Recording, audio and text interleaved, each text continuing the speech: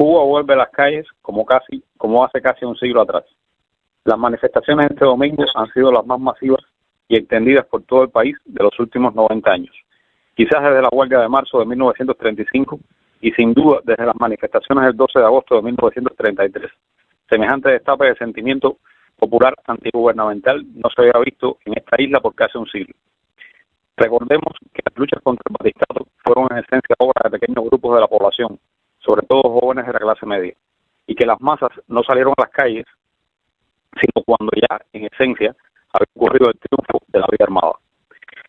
Las manifestaciones han sido también muy diferentes de las de agosto de 1994. Si aquella vez su motivo fue la destitución de las masas por no poder emigrar, ahora ha sido con claridad la exigencia de cambios de rumbos en la política del país, lo que ha sacado a las calles a jóvenes y no tan jóvenes en más de 47 ciudades, pueblos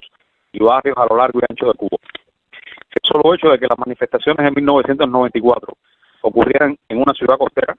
con casi todas las protestas concentradas a menos de 3 kilómetros del malecón habanero, mientras que ahora hayan tenido lugar en poblaciones mediterráneas como San Antonio de los Baños, donde comenzó todo, o en Santa Clara,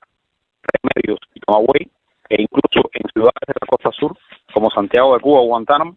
nos habla a las claras del muy diferente carácter de ambas. Repita lo que repita el dictador Miguel Díaz-Canel,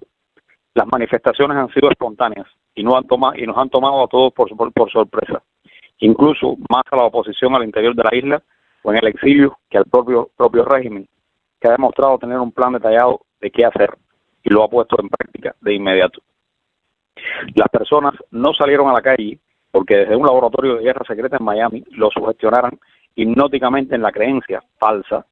de que tenemos carencias graves de medicamentos, comida o electricidad. Lo hicieron porque tienen todas estas carencias, como lo demuestran las propias imágenes de saqueos transmitidas por el régimen, en que se ve a los asaltantes de tiendas cargar con comida, no con electrodomésticos. Pero lo hicieron también porque a la vez ya no creen ni en la capacidad del gobierno para resolver ese 80% de los problemas nuestros que pueden ser resueltos por el país sin necesidad de que los Estados Unidos le levanten el embargo al régimen, ni mucho menos confían en su capacidad de negociar un mejoramiento de relaciones con nuestro vecino. Por ejemplo, los cubanos saben que Cuba posee al menos 2 millones y algo de hectáreas de tierra de muy buena o buena calidad, con las cuales y otros 4 millones de pastos y tierra de baja calidad, el país podría perfectamente alimentar a sus 11 millones de habitantes, aún con rendimientos anteriores a los de la Revolución Verde de mediados del siglo pasado. También muchos saben que las materias primas, los específicos, para la mayoría de los medicamentos hoy en falta en el país, resultan más baratos de comprar en la India que en los propios Estados Unidos, a pesar de la abismal diferencia de distancia entre ambos mercados. Todo lo cual desacredita de manera evidente los reclamos del dictador de que los principales problemas del país se deben al embargo. Otro punto significativo que ha llevado a las personas a la calle es la gestión por el régimen de la pandemia. En esencia, las personas han salido a protestar contra un gobierno que gobierna con formas autoritarias en el supuesto de que de ese modo al menos nos garantiza seguridad y salud, pero que se ha demostrado incapaz de dar lo que promete, sin que ello le impida seguir gobernando como cuando más o menos aseguraba algo a cambio. Esto es lo que hay en el fondo de la indignación de muchos contra la gestión de la pandemia. Es cierto que en otros lugares han ocurrido los mismos colapsos del sistema de salud que en Cuba, lo que en ninguno de esos lugares se han impuesto las limitaciones de movimiento, los sacrificios o las entregas que nos han impuesto en Cuba. Tampoco en ningún otro lugar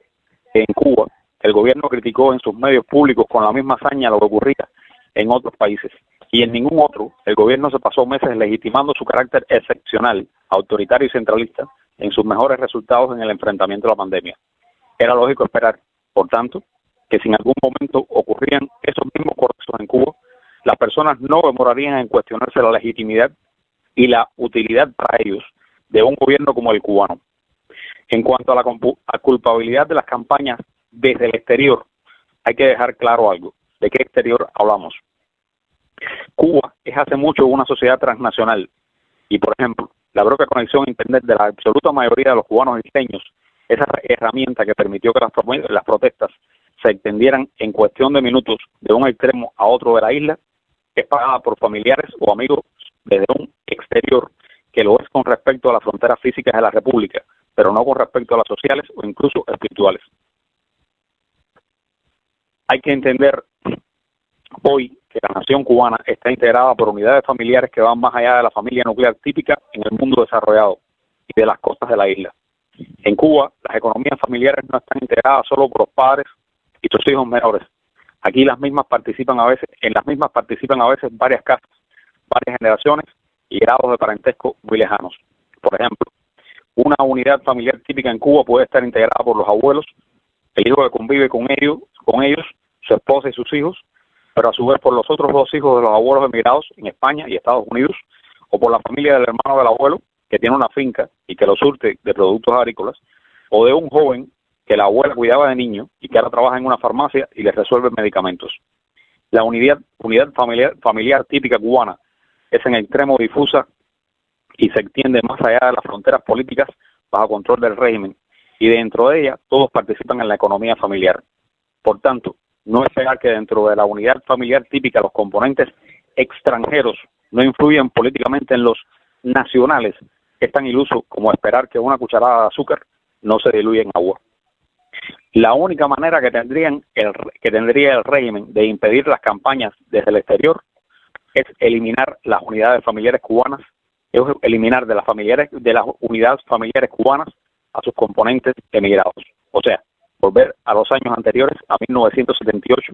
o a los años 80, cerrar Internet, crear un intranet, prohibir los contactos de los cubanos isleños con los emigrados y renunciar a las remesas y al negociazo de Texas. Mientras no lo haga,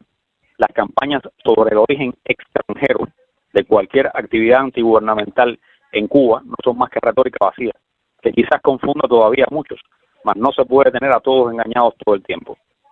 Las protestas espontáneas este domingo marcan un antes y un después en este país, algo que sin duda el dictador y el régimen que él representa no entendieron. Su respuesta, la represión salvaje por parte de policías, militares y agentes de la seguridad del Estado, así lo demuestran.